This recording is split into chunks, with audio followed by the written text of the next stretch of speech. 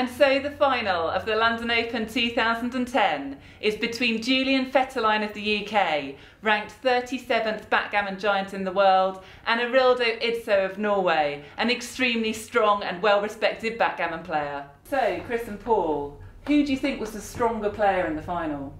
Okay, well I've watched Julian play for many, many years, and I played against him for many years, so I know his game really well. Arildo I'd only seen in the semi-final, where I figured he was a very small underdog to Frederick. I would give Julian a slight edge, but no more than that, and that's really on very little information.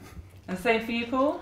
Julian is a well-known player, and Arildo is not so well-known, but at the same time, I watched him play, and he's a very intelligent player, he's a very competent player, and I would give Julian only a very small edge. Okay, great, so it was a very close match. Yes. However, they've been playing championship level backgammon for several days by the time they get to the final. How's that going to impact on their play? That depends on the type of person you are to a certain extent, but one of the things you learn about playing mind games is it's not just about the mind, it's about your physical health as well. It's no good playing fantastic backgammon for 7 hours if you lose the plot in the 8th hour because you're tired or you're influenced by alcohol. So I always have a rule, and never ever drink alcohol during a tournament. Ideally I go to bed at a reasonable time and get some sleep, although the odd late night chouette has occasionally got in the way.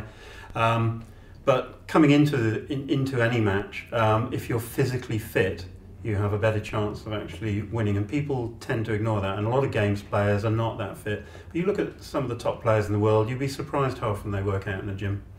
Really, just to keep that mental edge. Just to keep the mental edge. Yeah. Paul, is there anything you do particularly to keep focused when you've been playing backgammon for a long time? I have a meditation routine that I do before I play, like a few days before I play, in the morning before I play. I got it out of a book 20 years ago, and I have like a 15-minute routine of meditation and visualization that I go through that's very helpful for me. Okay, and that really allows you to concentrate on the backgammon. It allows me to calm down, it allows me to focus. It's almost like self-hypnosis. You might have to teach me that one day. So I'd be happy to. So the score here has got to 5-4. Paul, do you want to go through what happened in this game? I was watching this match, and so I saw the events unfold live, and Julian jumped off to a 5-0 lead, and I noticed that, and so I thought that Julian was a big favorite to win the match, but it turned around very quickly, and this is one of the fascinating things about backgammon. He's up 5-0 in a 7-point match, but just very quickly it turned around, and Arildo won a 4-point game, and now all of a sudden the score is 5-4. And so I was watching this game, and what happened was that Arildo White opened with a 3-1, and this is the best possible roll in backgammon. And then Julian rolled 2-3.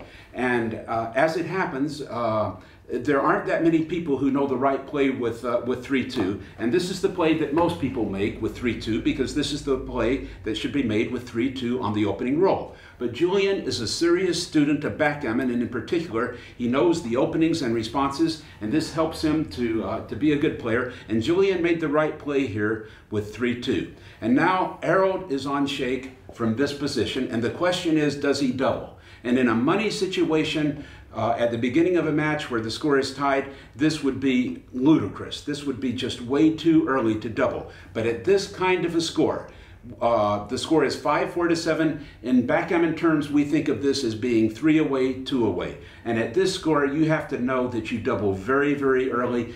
You need very little of an excuse, very little of an advantage to double this. And so Arildo missed this double. He did not double, and probably the vast majority of all backgammon players would not double this. But it is correct to double, and the reason it's correct to double is because you have huge market-losing sequences. And what I mean by that is that there are some things that can go very, very well for White immediately. White has some very good numbers, and in particular, White's best number is double 5s, and double 5s puts 2 checkers on the roof and makes a 4-point board. This is just a blaster. This is just an incredible super joker, and this is the number that Arildo actually rolled in the match. And then what happened was that Julian entered 1 checker with 4-3, and at this point Earl has another doubling decision, but now the question is not whether or not it's a double, it's a question of whether or not he's too good.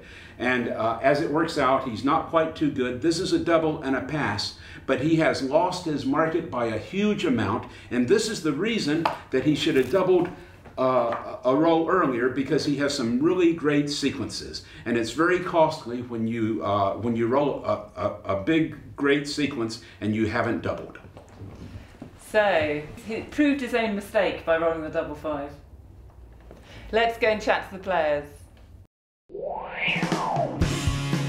Good luck to you, sir.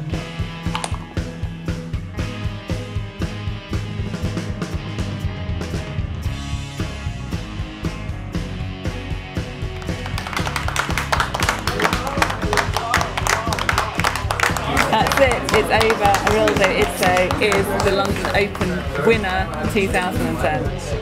Julian, you said you were going to lose. You said you prepared yourself for it. Indeed, yes I have. You're not looking quite as equanimous maybe as you No, I'm not staggeringly upset. I'm just dying for cigarettes, that's all. Okay. Were there any key moments in the 2 sets that made a difference? Well, this last game wasn't very good. I felt like I was winning a gammon, and then he came in with a double 5 or 2 checkers in and managed to point on me, and then he had the initiative, and then suddenly he started rolling double 4s again. Congratulations at any rate at being once again the finalist. Well, everything went according to plan. I said at the beginning that I would lose the final, and that's what I did. How are you feeling? Feeling great. You've had a good Obviously. tournament, yeah? Oh yeah.